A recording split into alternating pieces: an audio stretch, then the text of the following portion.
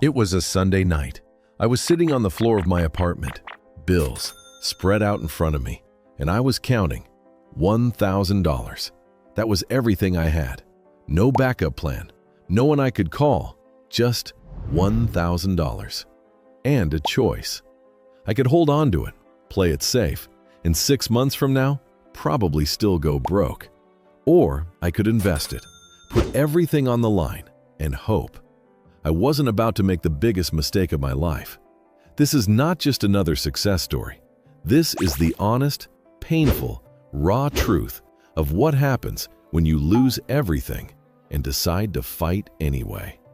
Let me take you back. A year earlier, I had a job, an apartment, a life that looked fine from the outside. But on the inside, I was working 60 hours a week for someone else's dream, paying rent for a room I barely saw, and saving nothing, literally nothing. Most people think poverty looks like this: streets, hunger, desperation. But the most common form of poverty today, it looks like a normal life. Just enough. Just enough to survive, never enough to actually live. And then I lost my job. Not because I underperformed, not because I did something wrong, just cutbacks.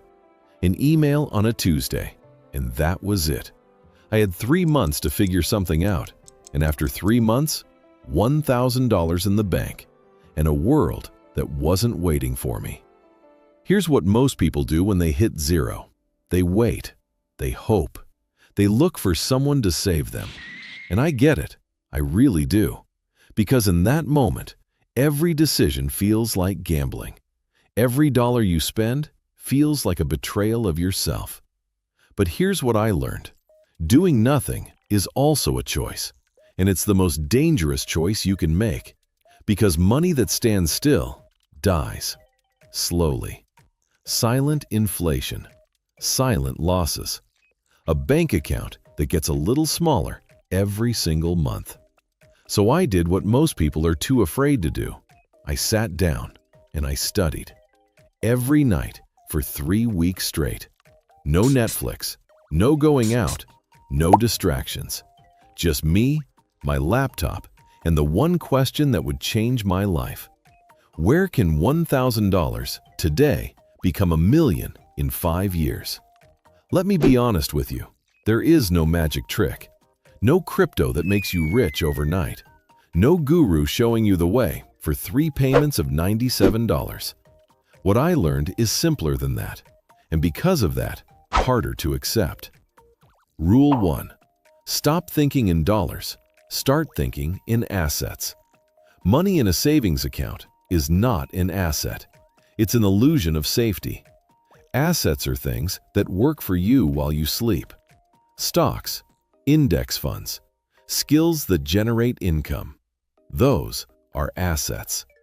I split my $1,000 into 3 parts.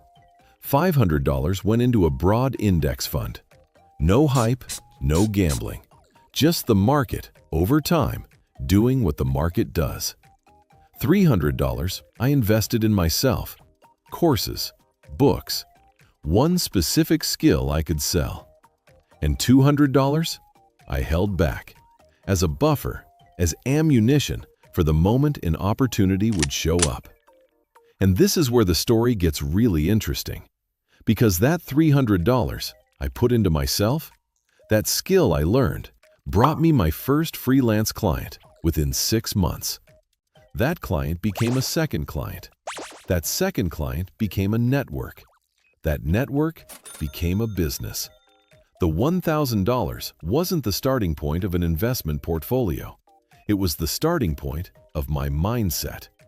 I'm not going to tell you it was easy, because that would be a lie. There were months I doubted myself.